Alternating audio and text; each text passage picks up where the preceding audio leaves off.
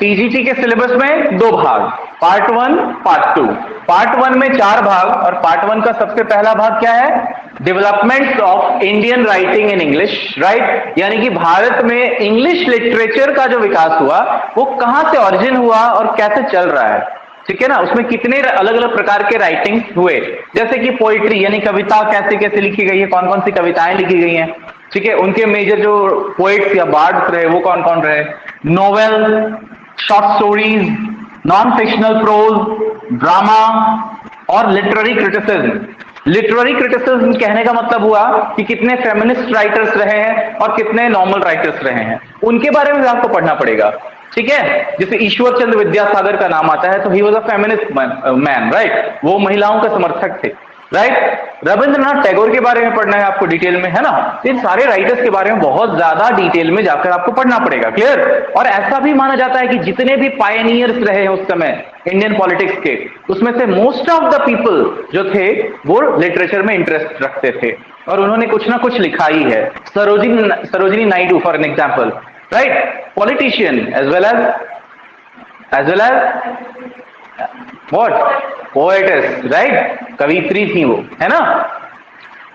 तो ये चीज है। अब देखिए इसमें आपको जिस तरह से पीजीटी का सिलेबस आप देखिए अगर 19th सेंचुरी ऑनवर्ड उसमें है, कुछ पीजीटी के सिलेबस में भी इंडियन राइटिंग्स में वही है 1830s के बाद, ठीक है? 1830s के बाद का आपको पढ़ना है, ठीक है? तो 1830 से लेकर प्रेजेंट डे, यानी प्रेजेंट डे मतलब आज 2022 तक में जितने भी मेजर राइटर्स हुए हैं।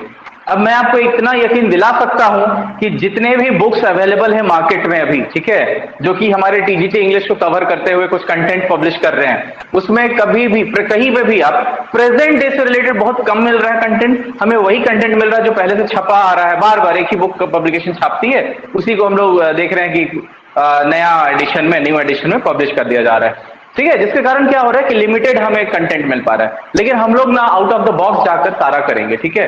मतलब जितने भी 1830 से समझिए 1800 मान लीजिए आप, ठीक है? तो 1800 से लेकर, क्योंकि 1800 इसलिए माना जा रहा है कि लिटरेचर का विकास कहां से शुरू होता है, जब भारत में, जब इंडिया में एजुकेशन स्टार्ट हुआ इंग्लिश में, उसके बाद ही ना लिटरेचर का डेवलपमेंट हुआ होगा। कल्पना कीजिए। हाँ बिल्कुल बिल्कुल। तो वही चीज है कि 1800s में यानी 19th सेंचुरी को इसलिए लिटरेचर का और इंडियन राइटिंग मतलब इंडियन इंग्लिश कह सकते हैं, इंडियन इंग्लिश लिटरेचर का विकास वहां इसलिए हुआ क्योंकि भारत में शिक्षा को बढ़ावा दिया गया अंग्रेजों के द्वारा, ब्रिटिश क्राउन के द्वारा, ठीक है? तब वहां से स्टार्ट होता है, इसलिए इसको कहा गया ना developments of Indian writing in English, यानी कि विकास हुआ भारतीय लेखन शैली इंग्लिश में, ठीक है? 1830s ऑनवर्ड्स, ठीक है? इसलिए हम लोगों को सिलेबस में ये दिया गया है, राइट? उसके बाद देखिएगा सेकंड जो पार्ट है, सेकंड पार्ट क्या है हमारा? ग्रामर। सेकंड पार्ट क्या है? ग्रामर। अब ये ग्रामर बहुत इंपॉर्टेंट सेक्शन हो जाता है ना? We have to discuss the complete grammar. मैं आपको सिलेबस पूरा लिखवा देता हूं आज, ठीक है? ग्रामर में हम क्या क्या पढ़ेंगे। ऑल्दो जब आप सिलेबस पढ़िएगा जो हमें मिला है हमारे जो नोटिफिकेशन में जो मेंशन्ड है वो तो सिर्फ ठीक है, एक आपको एक ऑन एन एवरेज बताया गया है कि ये चीज पढ़ना है, लेकिन आपको उसमें भी, क्योंकि ग्रामर पोर्शन ऐसा है ना कि जो एक दूसरे से इंटरलिंक्ड होता है ना? तो ग्रामर में आप लिख लीजिएगा सबसे पहले तो सेकंड फेज और सेकंड जो टॉपिक है वो है ग्रामर, ठीक है? राइट, ग्रामर लिख लीजिएगा। सब्जेक्ट वर्ब एग्रीमेंट, सबसे फर्स्ट टॉपिक क्या है? सब्जेक्ट वर्ब एग्रीमेंट, जिसको कि सिलेबस में लिखा जाता है agreement of subject and verb. Agreement of subject and verb ऐसे लिखा गया है, जिसको हम सब्जेक्ट वर्ब एग्रीमेंट भी लिखते हैं, साथ ही इसे हम सिंटैक्स भी कहते हैं, SYNTAX, syntax, right? So subject verb agreement जो है उसे ही हम क्या कहते हैं? और सिंटैक्स कहते हैं, fine? So agreement of subject and verb. उसके बाद है नाउन। क्या है? नाउन, ठीक है? Noun and verb, noun and verb, यानी नाउन भी पढ़ना है आपको, वर्ब भी पढ़ना है, तभी तो सेंटेंस बनता है, क्योंकि नाउन ही सब्जेक्ट और ऑब्जेक्ट का काम करता है ना?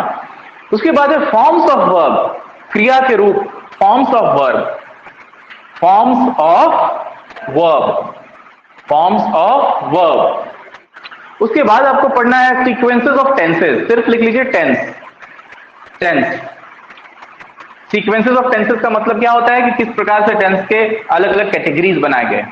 उसके बाद हमें पढ़ना है use of modifiers. Modifiers, MODIFIERS, modifiers. Modifiers का फंक्शन क्या है, that we have to understand. Okay, then we have to study prepositions. Prepositions अपने आप में बहुत ही अथाह सागर है, अच्छे से पढ़ना पड़ता है, क्योंकि प्रेपोजिशन सिर्फ एक नॉर्मल चैप्टर नहीं है, इसमें कंप्लीट फ्रेजल वर्ब्स को भी याद करना है। We have to learn some phrasal verbs as well, क्योंकि फ्रेजल वर्ब्स अगर क्लियर नहीं होगा ग्रामर में 100%, अगर थोड़ा सा क्वेश्चन का लेवल हाई करेगा ना तो गड़बड़ा जाइएगा। इसलिए प्रेपोजिशन अच्छे से पढ़ना है, ठीक है। और प्रेपोजिशन तो पढ़ना है ही, इसके साथ साथ हमें और क्या पढ़ना है, वॉइस। क्या पढ़ना है, वॉइस।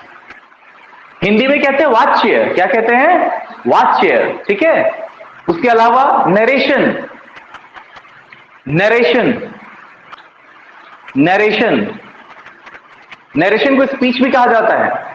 ट्रांसफॉर्मेशन, ट्रांसफॉर्मेशन का मतलब क्या होता है, परिवर्तन, रूप परिवर्तन कैसे किया जाता है, वो सब मैं बताऊंगा आपको क्या होता है, तो ये नरेशन की कैटेगरी में ही आ जाएगा। Phrases, phrases, then you have to write clause and conditionals. ये 100% एग्जाम में इससे क्वेश्चन आएगा, लिख लीजिए आप, clause and conditional, clause and conditionals, clause and conditionals. Infinitives, infinitives, जब हम वर्ब पढ़ेंगे ना तो वर्ब के बाद करेंगे जेरेंड, क्या करेंगे, और जेरेंड के बाद करेंगे इन्फिनिटिव्स, क्या करेंगे, इन्फिनिटिव्स। तो इन्फिनिटिव्स के बाद लिख लीजिए जेरेंड। भले देखिए यहां मैं सीक्वेंस आपको इधर उधर से लिखवा रहा हूं क्योंकि इसी तरह से सिलेबस में दिया गया है, ठीक है, लेकिन मैं आपको जो पढ़ाऊंगा वो सीक्वेंस में पढ़ाऊंगा ताकि आपको समझ में अच्छे से आए, क्योंकि मैंने जैसा बोला ना कि हर चैप्टर एक दूसरे से इंटरलिंक्ड है ना।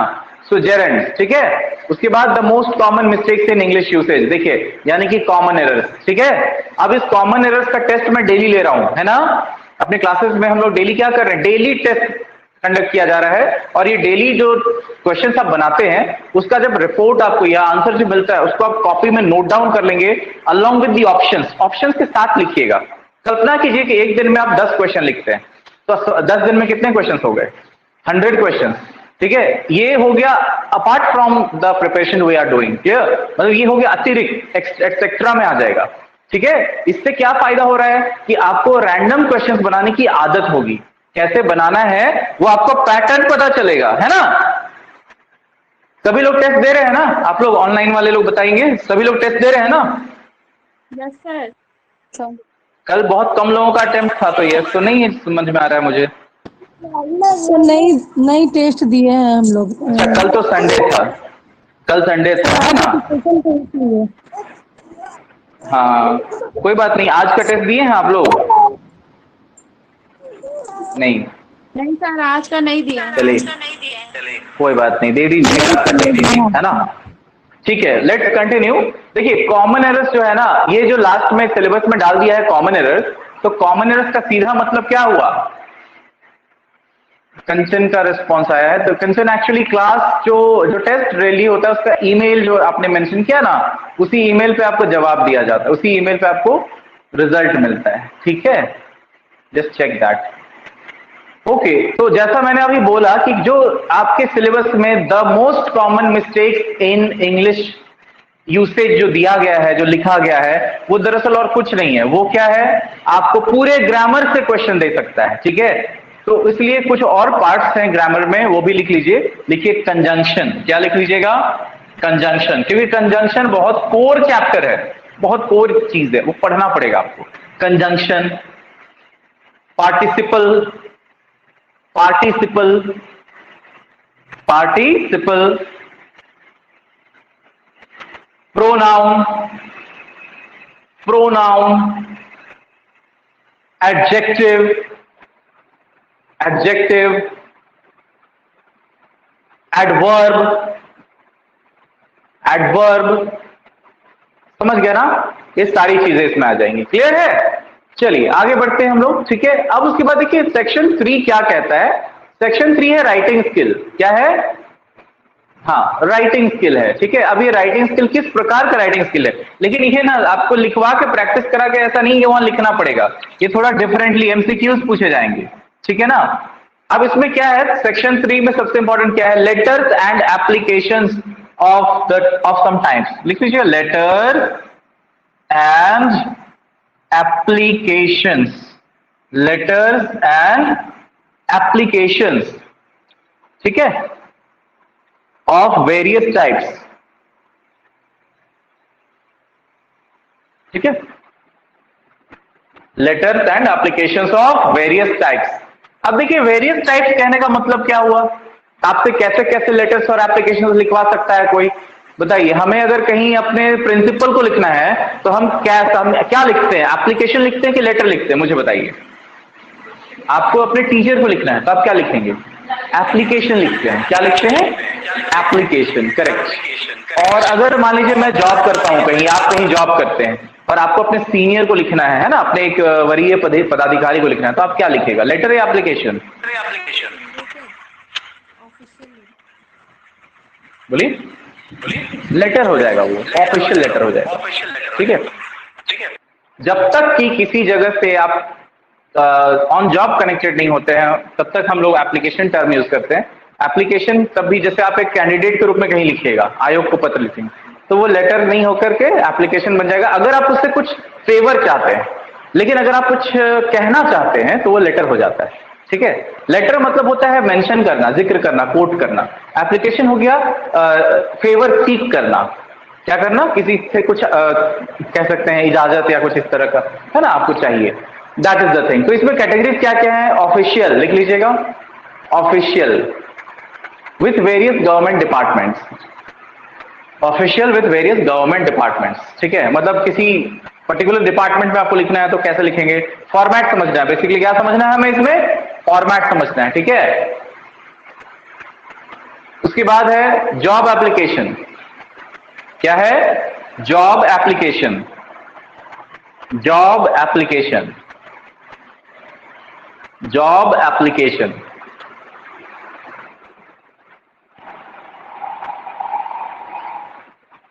जॉब एप्लीकेशन, क्लियर है।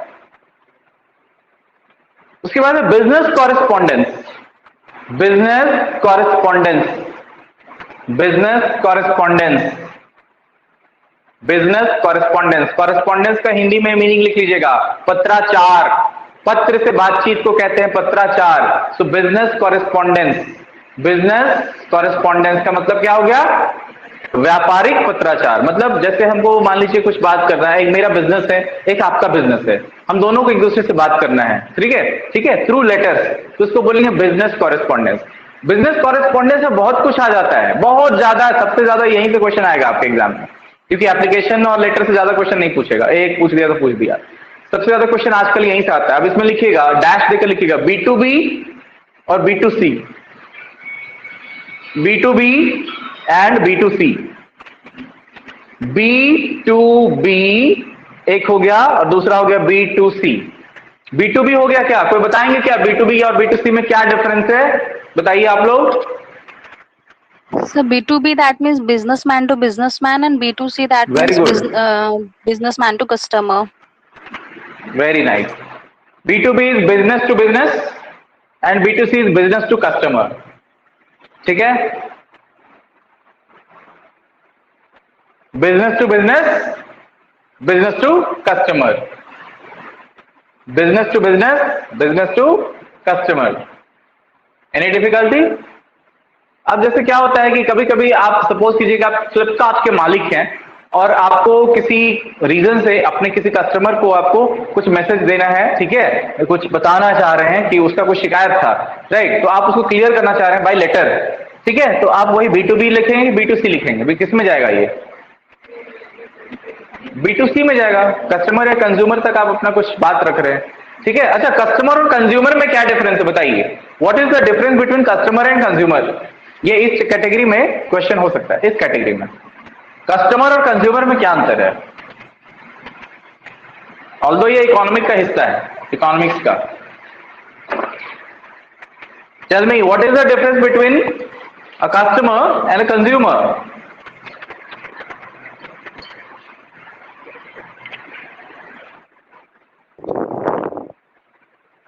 No one. चलिए, आप लोग कोई नहीं बताएंगे? बताइए।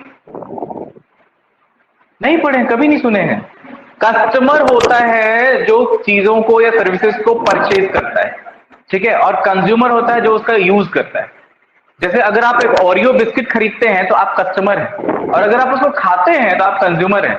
जरूरी नहीं है कि हर कस्टमर कंज्यूमर हो, ठीक है। इट इज नॉट मैंडेटरी कि हर कस्टमर क्या हो, कंज्यूमर। समझ में आई बात? आप सबको समझ में आया या नहीं आया?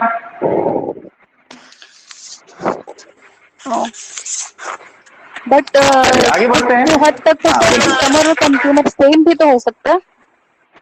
हाँ, वही तो मैंने बोला ना कि कस्टमर कंज्यूमर हो सकते हैं, लेकिन ये जरूरी नहीं है कि हर कस्टमर क्या हो, कंज्यूमर हो, ठीक है।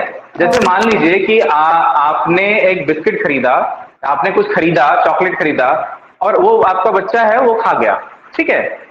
तो आप कस्टमर हुए, कंज्यूमर आपका बच्चा हो गया, उसने थोड़ी खरीदा, ठीक है। तो यही चीज है, मतलब ये आवश्यक नहीं है कि हर कस्टमर कंज्यूमर है, ठीक। चलिए आगे बढ़े। चलिए नंबर 4, फोर्थ जो हिस्सा है वो है comprehension of standard prose passage. Number 4 क्या है, बहुत इसेंशियल है, comprehension, comprehension of standard prose passage, comprehension of standard prose passage. अभी यहां कॉम्प्रिहेंशन जो शब्द आता है, कॉम्प्रिहेंशन जो वर्ड है, ये वर्ड बना है कॉम्प्रीहेंड से। किससे बना है? Comprehend. The word comprehension has been taken out of the word comprehend. Comprehension शब्द किससे बना है? कॉम्प्रीहेंड से। और कॉम्प्रीहेंड का मतलब क्या होता है? समझना। कॉम्प्रीहेंड का मतलब क्या होता है? समझना। और कॉम्प्रीहेंशन का मतलब क्या होता है? समझ। क्या होता है? समझ, ठीक है। तो समझ यहां चेक किया जाएगा हमारा कि हम किसी भी गद्यांश को, प्रोज को, ठीक है, कैसे पढ़कर समझते हैं और उससे रिलेटेड क्वेश्चंस का आंसर देते हैं। ये टेस्ट होगा। मतलब आप समझ लीजिए जनरल कॉम्पिटिटिव एग्जामिनेशन जो होता है ना, ठीक है, कुछ वैसा ही यहाँ पे पैटर्न है। बैंकिंग या एसएससी की अगर आप सिलेबस को समझे तो उसमें भी इंग्लिश का यही है, बस इसमें एक्स्ट्रा क्या जुड़ गया है? Developments of Indian writing in English, ये थोड़ा एडिशनल चीज जुड़ गया। बाकी आपका सिलेबस पता है, टीजीटी के लोग इस बात को सोच के बड़े आराम से रहते हैं कि हमारा सिलेबस तो यूं हो जाएगा कवर। नहीं होगा, बता रहा हूं, क्योंकि पीजीटी का सिलेबस इसके मुकाबले आसान है, क्योंकि उसमें आपको साफ पता है लिटरेचर पढ़ना है और इसमें आपको ग्रामर पढ़ना है। ग्रामर आप जानते हैं सिलेबस कितना टफ है, ठीक है। ग्रामर को अच्छे से अगर पढ़िएगा समय लगता है, ठीक है। इसी तरह से इंडियन राइटिंग में ऐसा नहीं कि बहुत ज्यादा आसान है, ये भी मैं बता दूं, क्योंकि आप सब लिटरेचर के स्टूडेंट्स हैं। कभी भी हम लोग इंडियन राइटिंग पढ़े ही नहीं है, ना तो ग्रेजुएशन में था ना तो मास्टर्स में था, ठीक है। ऑप्शनल पेपर था, बहुत रेयर लोग लेते थे, है ना। मास्टर्स में थर्ड, ग्रेजुएशन में भी थर्ड ईयर जो होता है ना, हाँ, और ग्रेजुएशन में जो थर्ड ईयर जो होता है हमारा, उसमें ऑप्शन होता है लिंग्विस्टिक्स लीजिएगा या इंडियन राइटिंग लीजिएगा, ऐसा आता था ना, याद है। तो ज्यादातर लोग क्या लेते थे? लिंग्विस्टिक्स स्कोरिंग होता है, सबको पता था कि थोड़ा सा पढ़ना है भाई, स्कोर आ जाएगा, है ना। इस चक्कर में बहुत तो इंडियन भी लिए हैं, ऐसा नहीं कि नहीं लिए, लेकिन वो याद नहीं होगा, गारंटी भूल गए होंगे। लेते थे, मैंने मास कॉम किया, मास लिए थे इंडियन, मीडिया का बोल दिया था, लेकिन Very nice, मैंने very nice. इंडियन लिटरेचर लिया है। अच्छा, बहुत अच्छा। तब याद है आपको या नहीं? कुछ कुछ याद है सर, बहुत डिसकंटिन्यू हो गया तो कुछ कुछ चलिए, याद बहुत है। अच्छा है। तो इससे रिलेटेड हाँ, हम लोग जो क्लास शुरू करेंगे ना, देखिए इंडियन, देखिए ये हो सकता है कल ही मैं शुरू कर दूंगा इसका सिलेबस। तो जब ये शुरू करेंगे ना, ठीक है, तो ध्यान रखिएगा सबसे पहले दिन मैं आपसे इसका एमसीक्यूज पूछूंगा, मतलब कुछ क्वेश्चंस पहले डिस्कस कर लेंगे, ताकि एक फॉर्मेट पता चले कि कितना लेवल पर है, कुछ याद भी है या नहीं है। तो आप लोग थोड़ा पढ़ लीजिएगा, बैकग्राउंड इसका पढ़ लीजिएगा, ठीक है। हो सकता है ज्यादा नहीं तो हम 20-25 क्वेश्चन का टेस्ट लें जल्दी में, ठीक है। और सारे टेस्ट आपके ऑनलाइन होंगे, पता है ना। सारे टेस्ट ऑनलाइन इसलिए होंगे कि आपके पास रिपोर्ट कार्ड भी रहना चाहिए कि क्या आ रहा है, स्कोर का स्क्रीनशॉट या क्वेश्चंस का सारा नोटबुक में लिख लेना, ठीक है ना, पीडीएफ। अच्छा, जो मैं रेगुलर टेस्ट आपका ले रहा हूँ, ठीक है ना, डेली जो टेस्ट चल रहा है, इसके पीडीएफ को सेव करने के लिए मैं आपको एक पैटर्न बताऊंगा। आफ्टर द क्लास मैं आपके ग्रुप में कुछ मैसेज भेजूंगा, ठीक है ना, उसके थ्रू आप उन सारे क्वेश्चंस का पीडीएफ भी सेव कर सकते हैं, ठीक है। चलिए, जिनका नहीं हो पाएगा हम लोग टेक्निकली उनको सपोर्ट करेंगे। चलिए आगे बढ़ते हैं। ये तो हमारा हो गया फर्स्ट पार्ट, सिलेबस का फर्स्ट हिस्सा, ठीक है, राइट। टीजीटी के सिलेबस का फर्स्ट हिस्सा हो गया। अब हम लोग क्या समझेंगे, सेकंड हिस्सा देखेंगे। लिखिए पार्ट 2, है ना, पार्ट 2 ये समझ लेते हैं अच्छे से। तो सिलेबस का जो पार्ट 2 है वहां हम शुरू करते हैं अपने लिटरेचर वाले हिस्से को, जो हमारा कोर लिटरेचर है, ब्रिटिश लिटरेचर, ठीक है, वो पढ़ना है हमें, ठीक है। तो ब्रिटिश लिटरेचर में भी सबसे ज्यादा कह सकते हैं इंपैक्टफुल लिटरेचर का पार्ट कौन सा है, तो पोइट्री है ना। ये सब जानते हैं कि poetry has always been one of the most important sections और parts of the English literature, right. और जाहिर सी बात है जब पोइट्री का चर्चा होगा तो किसका नाम सबसे पहले आएगा, विलियम शेक्सपियर का, ठीक है, विलियम शेक्सपियर का नाम। तो पार्ट 2 में सबसे पहले किनको पढ़ना है हमें, बताइए, नाम मैंने बताया, विलियम शेक्सपियर, और वो भी पोइट्री के दायरे में। नंबर 1 हो गया पोइट्री, और में भी सबसे पहले हमें पढ़ना है विलियम शेक्सपियर, विलियम शेक्सपियर। अब विलियम शेक्सपियर के बारे में सब कुछ पढ़ लीजिएगा डिटेल में, वैसे तो क्लास हुआ है इससे रिलेटेड, लेकिन और भी बीच में मैं इसको डिस्कस करूंगा फिर से, ठीक है। We have sufficient time for TGT, तो टेंशन मत लीजिएगा, ठीक है। और विलियम शेक्सपियर के 4 इंपॉर्टेंट सोनेट्स पढ़ने हैं, जिसमें हम लोगों को सबसे शुरुआत का सोनेट पढ़ना है, from fairest creature we desire increase, है ना, from fairest creature we desire increase. काफी मजेदार है ये, है ना, from fairest creature we desire increase. उसके बाद नंबर बी में है, सेकंड है लुक इन दाई ग्लास ना, लुक इन दाई ग्लास। और नंबर 3 है as fast as thou shalt wane so fast thou growest, as fast as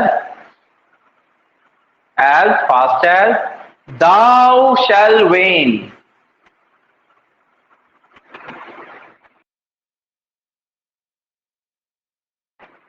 as fast as thou shall wane, comma, so faster thou growest,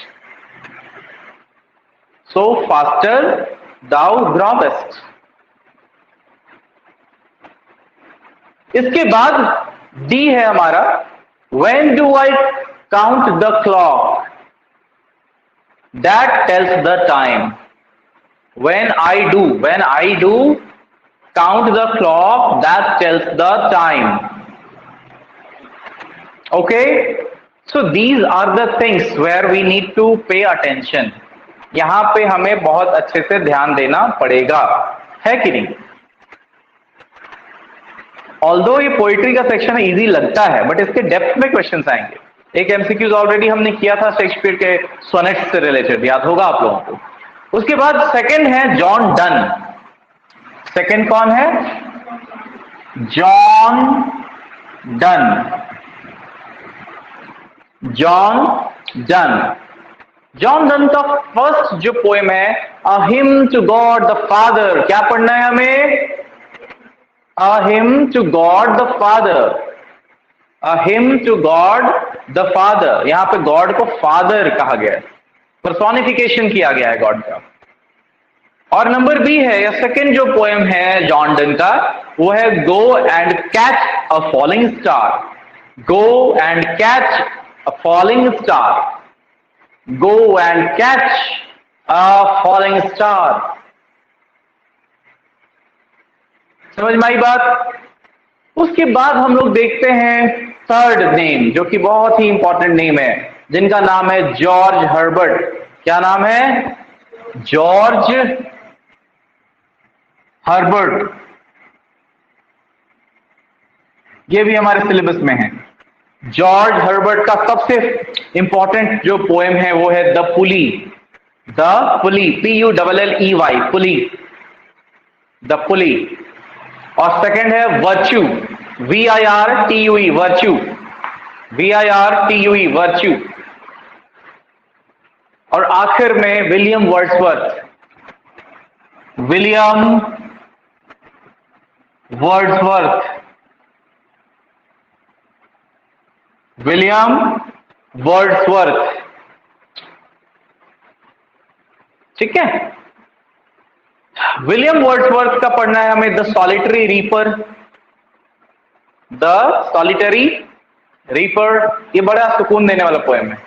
the solitary reaper बच्चों के syllabus में भी है स्कूलों में, the solitary reaper, right. और second है 3 years she grew. 3 years she Guru.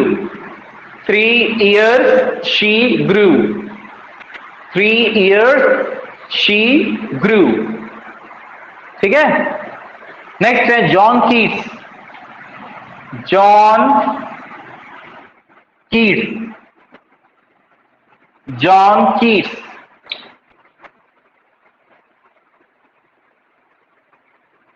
John Keats का फर्स्ट पोएम है ode to autumn. Ode to autumn, AUTUMN। Autumn का मतलब क्या होता है? पतझड़ का ऋतु, पतझड़ का मौसम, ऑटम। और सेकंड है ode to a nightingale. Ode to a nightingale. Ode to a nightingale पढ़े होंगे आप लोग जरूर, सिलेबस में था ये। ओड टू ऑटम भी था, ओड टू अ नाइटिंगेल भी था, है ना। और पीबी शेली का भी एक बहुत ही पॉपुलर ओड है, बताइए कौन सा? पीबी शेली का, very good, ode to the west wind. Very nice, ode to the west wind. अच्छा, ओड का मतलब क्या होता है? Ode, what is an ode? Tell me. Song, good. Ode is just a song, है ना। और फिर नेक्स्ट है TS Eliot, right. TS Eliot. TS Eliot modern literature के बहुत बड़े नाम। TS Eliot, Thomas Stearns Eliot पूरा नाम। तो इनका फर्स्ट पोएट्री जो हमें पढ़ना है वो है जेरोन्शन, ठीक है, जेरोन्शन। और सेकंड जो पढ़ना है वो है Ash Wednesday, ASH, Ash Wednesday, है ना, Ash Wednesday. Gerontion, GERON, Gerontion. And the second is Ash Wednesday, Ash Wednesday. अपने सिलेबस को मेरा सजेशन है डेली एक बार जरूर चेक कीजिएगा। एक बार सिलेबस डेली देखिएगा कि आपका क्या है, कॉन्सेप्ट किधर ज्यादा ध्यान जा रहा है, कौन सा इजी लगता है। Yes, I will tell you. Okay, उम्र समझते हैं क्या होता है एक्चुअली, बताइए। अच्छा, एज के बारे में क्या आ रहा है आपको, बताइए। What do you understand by age? Gerontion बताइए जल्दी। एजेस के बारे में जानते हैं कि नहीं आप लोग? बताइए, आप सब ऑनलाइन वाले स्टूडेंट्स प्लीज बताइए। जेरोन्शन पढ़े होंगे, टीएस इलियट का बहुत पॉपुलर क्रिएशन है।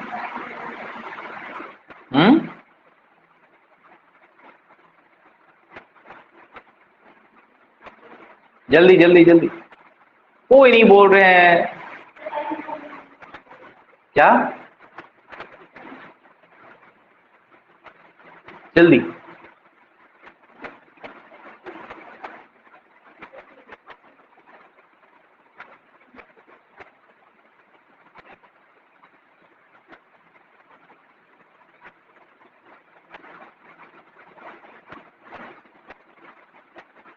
किसी का भी रिस्पॉन्स नहीं आ रहा है जेरोन्शन। मैंने तो बता दिया था मीनिंग अभी, आप लोग उस पर भी रिसर्च नहीं कर। एज सुने, एज मैंने सबसे पहले तो बोला, जेरोन्शन एज, उम्र। हाँ, किसी को बोलता है ना अब तुम्हारी उम्र हो गई, नहीं, बूढ़ा हो जाना, बुजुर्ग होना, नहीं बोलते किसी को कि अब तुम्हारा एज हो गया है भाई, ठीक है। So that is what we say. अब इसी में थोड़ा एनालिटिकल वे में टीएस इलियट ने कहा है कि एक एक एज हो जाता है ना, ठीक है। तो किस प्रकार से एक व्यक्ति के अंदर एक एज होने के बावजूद कह सकते हैं वो, हाँ, जिसको हम लोग कह सकते हैं, एक टर्म आता है कर्मजीवन। कर्मजीवन पढ़ेंगे हम लोग, ठीक है। तो वही कर्मजीवन कैसे बनता है कोई, उसके बारे में एक कविता है, ठीक है। ओके, जेरोन्शन एज के बारे में है, बेसिकली एज जो हो जाता है ना, बुजुर्गावस्था, दैट इज। चलिए नेक्स्ट है नोवेल। अब पोइट्री के बाद क्या पढ़ना है हमें? सेकंड में क्या पढ़ना है हमें? नॉवेल। और नॉवेल्स में क्या क्या है? 2 नॉवेल्स हैं बेसिकली, आई थिंक, राइट। ठीक है। अब नॉवेल्स में क्या पढ़ना है हमें? तो एक है for whom the bell tolls, for whom the bell tolls, for whom the bell tolls. इसके ऑथर कौन है, नॉवेलिस्ट कौन है, बताएंगे? Ernest Hemingway, Ernest Hemingway, Ernest Hemingway. ठीक है। इस पे एक हॉलीवुड की मूवी भी बनी है, ठीक है, for whom the bell tolls. Basically Ernest Hemingway की एक नॉवेल है। और ये कब की है बताएंगे? कौन सी सेंचुरी की ये नॉवेल है? कौन सी सेंचुरी की नॉवेल है? ये 20th सेंचुरी नॉवेल है, ठीक है। 1940 में ये पब्लिश हुआ है, 1940 में।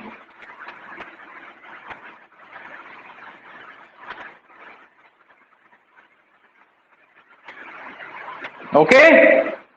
और बेसिकली ये क्या दिखाता है? अब 1940 में जब छपा है तो कल्पना कीजिए कि उसमें इसका थीम क्या होगा, मुझे बताइए जल्दी से, क्विक, इतना टाइम मत लगाइए, जल्दी कीजिए। वेरी गुड, वेरी नाइस, क्या बात है, ब्रेन लगाने से ऐसे याद होगा, है ना। जैसे 1940s का टाइम है तो वॉर से रिलेटेड है, तो ये स्पेनिश वॉर जो हुआ था ना उसका डिपिक्शन है इसमें, ठीक है। यानी कि वॉर से रिलेटेड, क्योंकि वॉर एरा था, उस एरा को क्या कहते हैं हम लोग? वॉर एरा, क्योंकि उस समय कुछ और दूसरा दिमाग में आएगा ही नहीं लोगों का। वॉर पोइट्री भी इसी समय सबसे ज्यादा लिखे गए थे, पता है आप लोगों को, है ना। तो कुछ ऐसा ही हुआ इसके दौरान भी, ठीक है। तो अर्नेस्ट हेमिंग्वे ने लिखा for whom the bell tolls, ठीक है। अब जैसे यहां बेल टॉल्स का मतलब क्या दिखा रहा है? रिलेटेड टू डिमाइज, डेथ, समझ में आ रहा है ना। बेल जो चर्चेज में जो बेल होता है वो टॉल कब करता है, मुझे बताइए, डिमाइज के बाद। नेक्स्ट अरुंधति रॉय, ये बहुत ज्यादा है ना, लाइक बुक, क्या अवार्ड, बहुत सारे अवार्ड्स मिले हुए हैं, बुकर अवार्ड मिला है। The God of small things, the God of small things, ठीक है।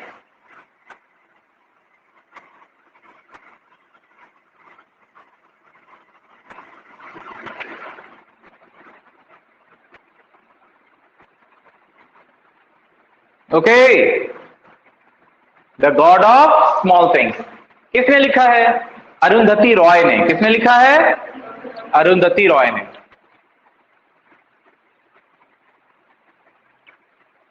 अब ये कैसा नॉवेल है आपसे पूछ सकता है, what kind of novel it is, तो लिखिएगा ड्रामा नॉवेल,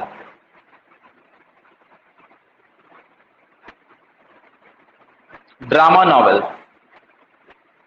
अब the God of small things जो है वो किस, इंडिया के किस स्टेट की कहानी है, ये भी पूछ सकता है, बताएंगे कोई? केरल की है sir, Kerala. Very good, very good, very good, Kerala, right.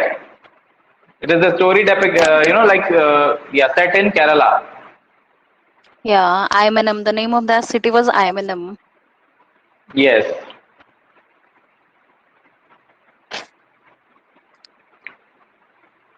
Right?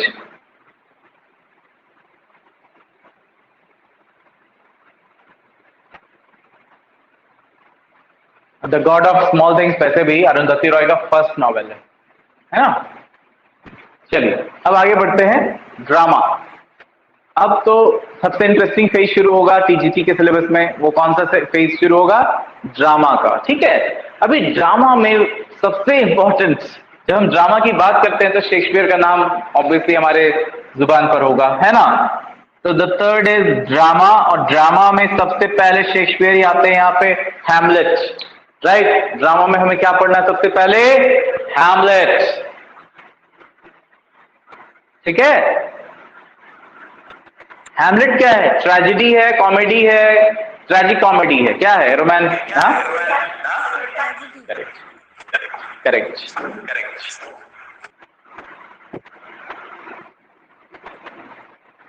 कब लिखा गया था Hamlet? When was it written? When was Hamlet written? Tell me. 1601.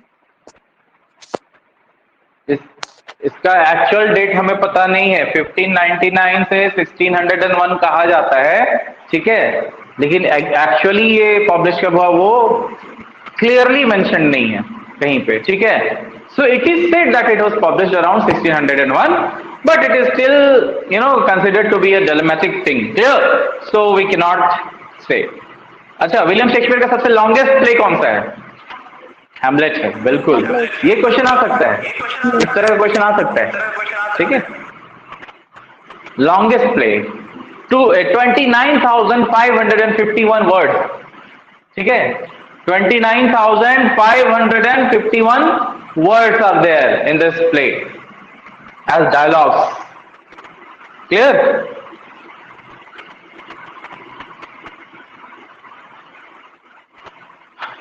And ये हैमलेट का जो लोकेशन है वो कहां सेट है? Very good, Denmark. Denmark, right? Now the next is man and superman. Number 2 क्या है? Man and superman. चलिए, मैन एंड सुपरमैन, ठीक है। किसने लिखा man and superman? GB Shaw ने। किसने लिखा? जीबी शॉ ने, जॉर्ज बर्नार्ड शॉ। कब लिखा इन्होंने? ये भी 20th सेंचुरी का है, यानी 1903 में ये लिखा गया था। तो ये क्या हो गया? 20th सेंचुरी का। कौन सा? 20th सेंचुरी का, ठीक है। सो मैन एंड सुपरमैन, इसमें कितने एक्ट्स हैं ये मुझे बताइए। ये शेक्सपियर के एक्ट से थोड़ा अलग है। कितने एक्ट्स इसमें पता है? 4। मैन एंड सुपरमैन लिखिए, there are 4 acts in man and superman. Okay, बाकी हम लोग डिस्कस करेंगे आने वाले सेशंस में। तो जब क्लास करेंगे इसके डिटेल में तो हम लोग और ज्यादा अच्छे से समझ पाएंगे ना, ठीक है, कि इसमें और क्या क्या चीजें हैं। करेक्ट? Any tension? अगर बुक्स ले लेते हैं अच्छी बात है, और नहीं भी लेते हैं तो हम लोग क्लास में तो करेंगे, ठीक है ना, right? If you have that much time कि आप बहुत अच्छे से लाइन बाय लाइन चीजों को थॉरली पढ़ेंगे तो ये तो अच्छी बात है, ठीक है। लिटरेचर में तो पढ़ना भी चाहिए, और ऑलरेडी अगर देखा जाए तो नॉवेल्स वगैरह ऐसे भी पढ़ने की आदत होनी चाहिए, फिर क्योंकि नॉवेल्स वगैरह पढ़ेंगे ना तो आपको बहुत अच्छे से कॉन्सेप्ट पता चलेगा। वो समरी के चक्कर में मत रहिए, ठीक है। हाँ, अरुंधति के रॉय का लैंग्वेज है बहुत टफ है।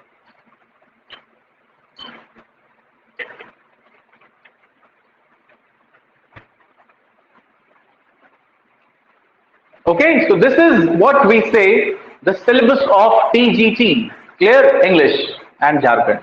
Now what we are going to do, we are going to discuss. हाँ जी, बोलिए सर। कभी बोलिए, कभी बोलिए। ना डायलॉग्स के साथ ना कभी कभी हाँ। सीन भी पूछता है सर, कि सीन कौन से एक्ट से लिया गया है। बिल्कुल पूछता है। सीन भी पूछता है। हाँ, बिल्कुल बिल्कुल, वो पढ़ना पड़ेगा आपको, बिना पढ़े तो पॉसिबल ही नहीं है ना। इसीलिए सीन भी याद हाँ करना बिल्कुल, होता है। सीन याद करना होता है, एग्जैक्टली। चलिए, अभी हम लोग डिस्कस करते हैं टीजीटी का सिलेबस, ठीक है। So this is what we say the syllabus for TGT English Jharkhand. Now we are going to discuss the syllabus for TGT.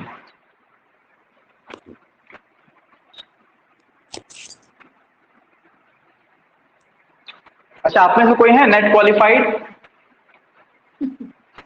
नहीं हो? सीरियसली बताइए, किसी का नेट हो चुका है? नेट क्वालिफाइड कर लेंगे सर। टीजीटी का तैयारी आसानी से नहीं हो जाएगा। नहीं, मतलब जैसे ऐसा है कि अगर आप नेट क्वालिफाइड भी रहे हैं तो ऐसा जरूरी नहीं है कि एज एन असिस्टेंट प्रोफेसर कहीं नौकरी हो ही जाएगी, क्योंकि अभी मैंडेटरी हो चुका है पीएचडी। तो पीएचडी बहुत तो नहीं कर पाते हैं, ठीक है। मतलब पीएचडी के लिए आपके पास सफिशिएंट टाइम चाहिए होगा। Just look at me for an example, right? तो मैं जीता जागता प्रमाण हूँ इस चीज का, ठीक है, कि पीएचडी के लिए फिर आपको like you have to dedicate yourself completely towards a thing, right? एक particular thing की तरफ आपको dedicated होना पड़ेगा, and you can't imagine of taking classes, doing a part-time job, like looking forward to cracking your other examinations. ये सब मुश्किल चीजें हो जाती हैं एक टाइम पर। हर साल एग्जाम होता होगा ना सर? क्या आपकी आवाज कट रही है? फिर से बोलिए। सर, नेट का एग्जाम तो हर साल होता होगा ना? बिल्कुल बिल्कुल।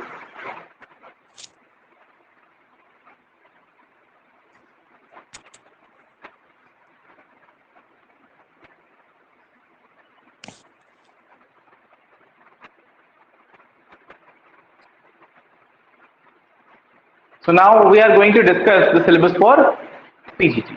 Okay.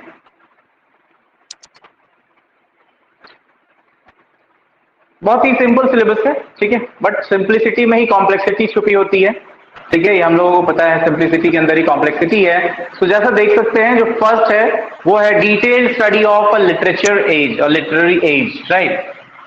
The first is detailed study of a literary age, that is 19th century, right? What is it? 19th century. लेकिन आप ये भी गौर करेंगे कि सिलेबस जो हमें मिला है वो ब्रैकेटेड है 19th सेंचुरी। दैट मीन्स क्या है कि फॉर इंस्टांस वो बता रहा है कि जिस प्रकार से 19th सेंचुरी एक लिटरेरी एज है, ठीक है, तो उसी लिटरेरी एज के बारे में आपसे सवाल पूछे जाएंगे, लेकिन ये आवश्यक नहीं है कि ये 19th सेंचुरी है तो पर्टिकुलरली 19th सेंचुरी से रिलेटेड होगा। हो सकता है कि ये अगर किसी चीज का इंफ्लुएंस इस पर है प्रीवियस एजेस का, तो उससे रिलेटेड भी ये क्वेश्चन पूछे जा सकते हैं।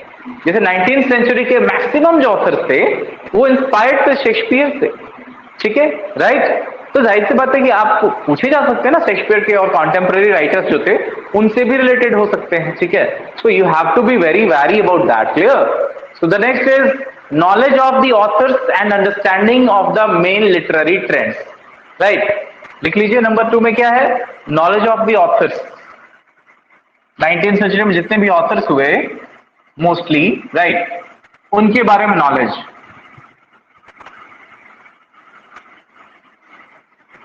Knowledge of the author and understanding the main literary trends during the period, right?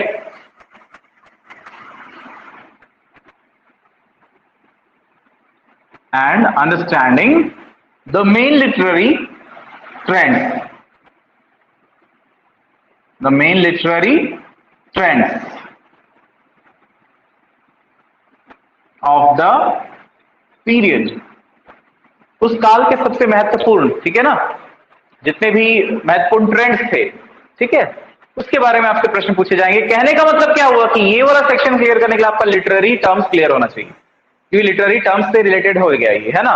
जैसे ही ट्रेंड्स पूछता है, ये लिटरेरी ट्रेंड्स आया ना, ये लिटरेरी टर्म्स से रिलेटेड है, ठीक है।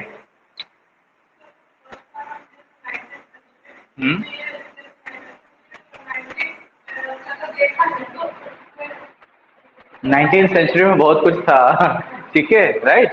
19th सेंचुरी प्रभावित था। देखिए, कभी भी आप 19th सेंचुरी आप ढूंढ लीजिए जाकर किसी भी हिस्ट्री के बुक में, लिटरेचर ऑफ हिस्ट्री में, ठीक है, हिस्ट्री ऑफ लिटरेचर में, उसमें क्या मिलेगा आपको, 1860s के साथ यहां से मिलेगा आपको, मिलता है ना, सॉरी माय बैड, 1780 कहां से मिलेगा, 1780s से, ठीक है, मतलब 18th सेंचुरी, ठीक है, कहां से मिलेगा, 1780s के आसपास, ठीक है।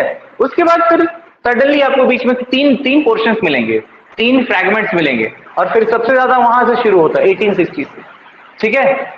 अब देखिएगा, अभी एक बार जब हम डिस्कस करेंगे ना, तब देखिए इसमें इतनी ज्यादा चीजें हैं 19th सेंचुरी में, क्योंकि ये ना कॉम्प्लेक्स पूरा है, क्योंकि बहुत सारी चीजों का प्रभाव था 19th सेंचुरी में। क्योंकि कहीं ना कहीं क्या था, देखिए इसका रीजन समझिए, कारण समझिए।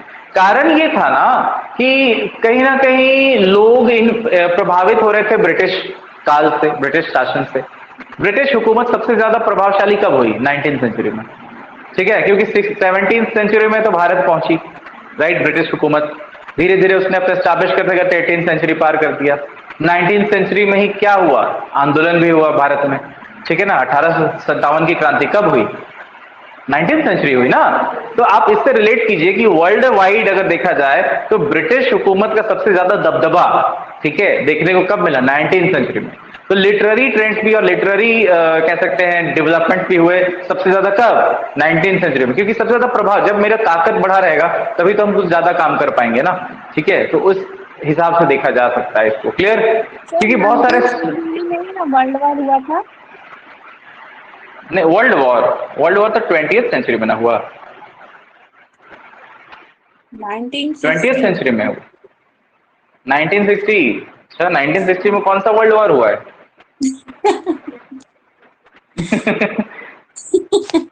वर्ल्ड वॉर कब हुआ था बताइए। अच्छा उसको ऐसे छोड़ दीजिए। हाँ, अगर कंफ्यूजन होता है तो उसको हमेशा याद रखिएगा कि अगर 19th सेंचुरी यानी 1900 से ऊपर का कुछ भी काल रहेगा तो ये कौन सा सेंचुरी में काउंट होगा? 20th सेंचुरी में, है ना? ये 19 भले दिख रहा है लेकिन ये 19 कंप्लीट हो चुका है, उसके आगे चल रहा है, अब 20वीं सदी शुरू हो चुकी है। ठीक है, तो इस हिसाब से समझिए। तो जो वर्ल्ड वॉर हुए थे वो वर्ल्ड वॉर कब हुए थे? 20th सेंचुरी में हुए। और वो भी कितने वर्ल्ड वॉर्स हो गए 20th सेंचुरी में? 2, world war 1, world war 2। Clear है? तो ये चीज हो गया। अच्छा नंबर 3 देखिएगा, नंबर 3 सबसे ज्यादा डरावना सेक्शन है, ठीक है, स्टूडेंट्स के लिहाज से देखा जाए तो। ये है test of candidates critical ability, है ना? Test of candidate critical ability, what is it? Test of candidate critical ability. इसीलिए मैं उस दिन भी आपको समझा रहा था कि क्रिटिकल एबिलिटी जब जब लिखेगा कैंडिडेट का क्रिटिकल एबिलिटी, तो क्या आपको लगता है ये स्पेशल किसी पर्टिकुलर एरा से पूछेगा क्या? मुझे बता दीजिए। कैंडिडेट का मुझे नॉलेज चेक करना है। As an interviewer I want to take an interview of a person, right? So am I supposed to ask the questions from a particular segment only? No, I can ask from anywhere, right? So this is the thing. Test of candidate's critical ability, that means आप कितने critically sound हैं, right? सारे writers के बारे में, सारे edges के बारे में, सारे लिटरेरी ट्रेंड्स के बारे में, सारे लिटरेरी टर्म्स के बारे में, यही पूछेगा यहाँ। और यही नंबर 3 है जो ले डूब सकता है। इसमें आपको बहुत ध्यान देना पड़ेगा, ठीक है? Test of candidate critical ability, clear? अब इसमें भी कुछ आपको दे दिया गया है कि आप कुछ पढ़ लो आप एग्जाम्पल में, जैसे दे दिया है शेक्सपियर। क्या है? शेक्सपियर, ठीक है ना? लिख लीजिए शेक्सपियर। अब शेक्सपियर में आपको पढ़ना है एज यू लाइक इट। क्या पढ़ना है?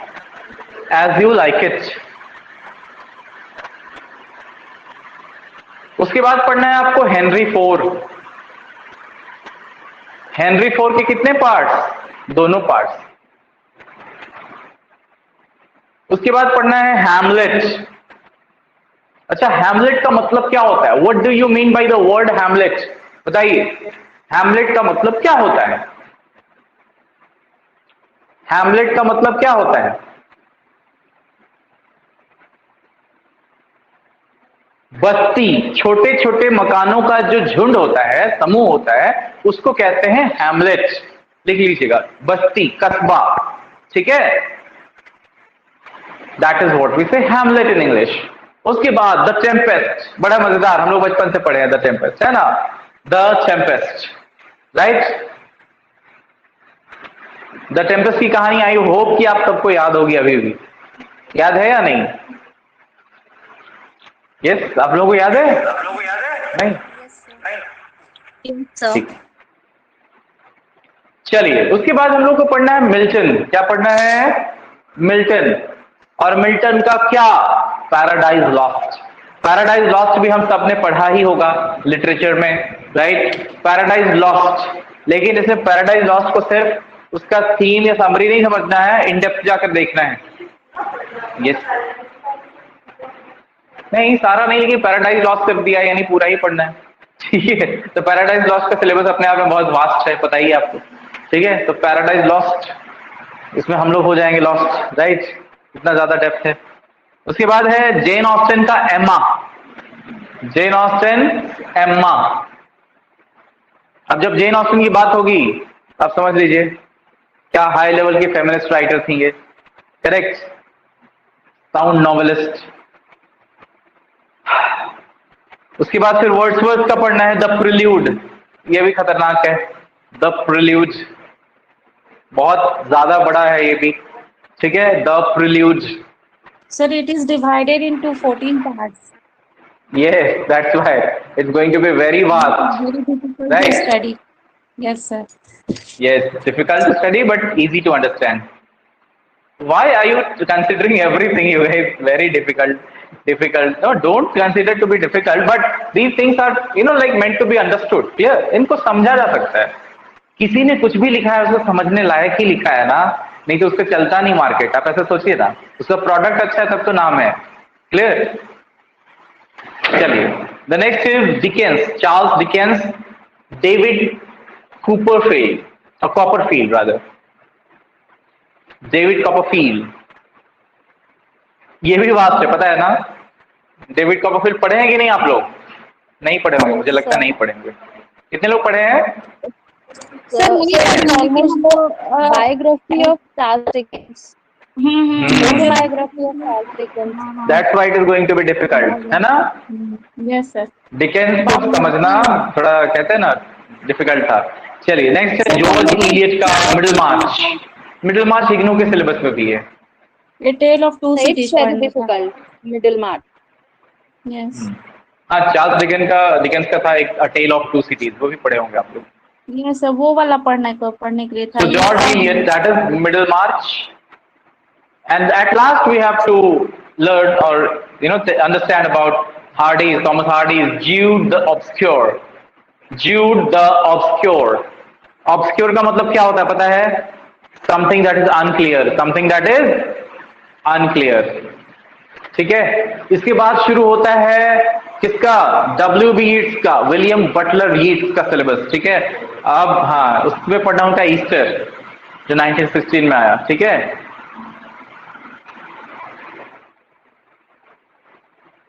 सबसे खतरनाक ये द सेकंड कमिंग, मजेदार भी है, right? Turning and turning on the widening, right? ऐसा the falcon can not hear the falconer, पढ़े होंगे आप लोग।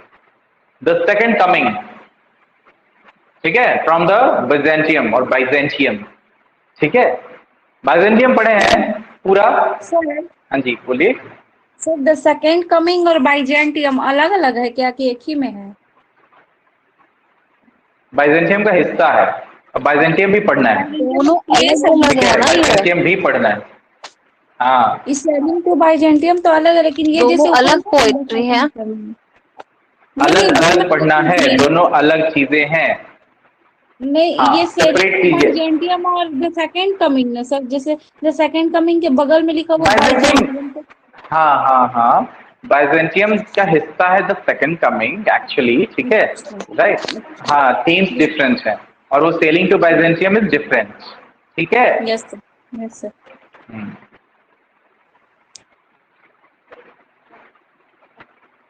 The next is a prayer for my daughter Liada and the Swan.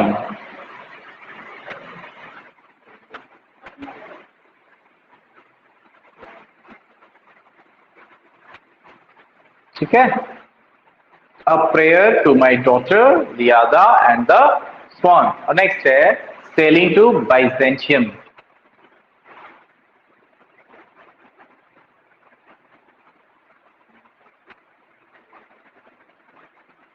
और लास्ट है the tower among school children, Lapis lazuli.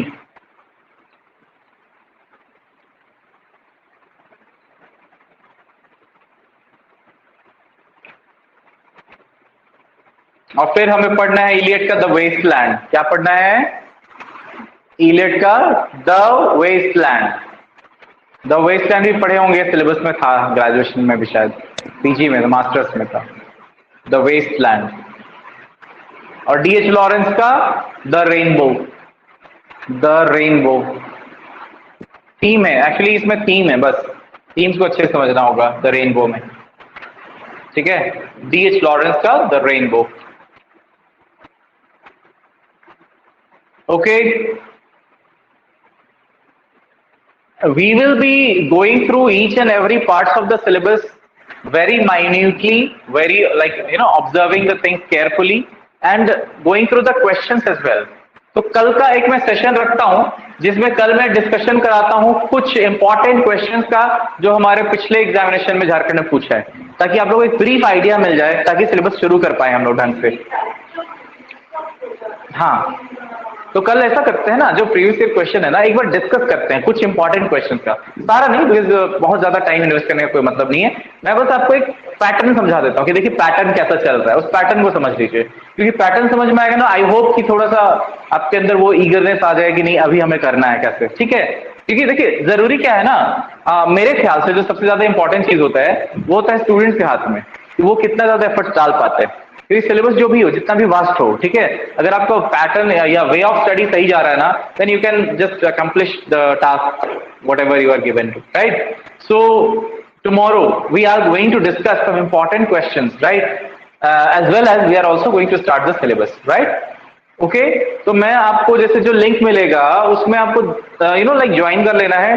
TGT PGT both वाले लोग दोनों में ही ज्वाइन करेंगे, और जिनका सोलो है वो अकेला वाला बैच करेंगे, ठीक है ना?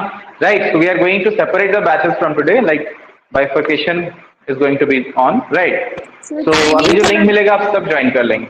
टाइमिंग यही टाइम रहेगा, इसी के साथ एडिशनल टाइम मतलब ऐड हो जाएगा, ठीक है? मैं आपको उसमें टाइम लिखा हुआ मिलेगा, आप देख लीजिएगा। ओके, ऐसा नहीं है कि आपको कोई प्रॉब्लम होगा कि लाइक एडिशनली शाम का एक अलग हो गया, ये अलग, ऐसा नहीं, ठीक है? Evening batches are also going to be started from today, आज से इवनिंग बैचेस भी शुरू हो रहे हैं, ठीक है? तो जिनको भी लग रहा है कि इवनिंग में करना है वो इवनिंग में करेंगे। पीजीटी नहीं पढ़ाते हैं क्या सर? इवनिंग बैच में जैसे मेरे साथ प्रॉब्लम है, 11 सवा 11 के बाद मेरी बेटी आती है तो मुझे लेने जाना पड़ता है, तो ऐसा हो सकता है कि क्लास सुबह करे, क्लास शाम करें? ठीक है, आप एक काम कीजिए, हाँ, आप क्लास के बाद एक बार कॉल कर लीजिए, ठीक है? ठीक है।